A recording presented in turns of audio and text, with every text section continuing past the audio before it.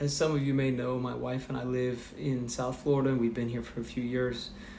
We recently moved to a new apartment in the butterfly capital of the world.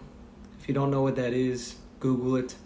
When we first moved here, there was this beautiful wooded forest, approximately 13 acres big. It was one of the last natural wooded habitats here in South Florida. Unfortunately, within the last 3 weeks, I sat here and watched as they cut down every tree, native plant, and grasses all the way back to bare earth. This left hundreds, if not thousands, of animals, birds, insects without a home.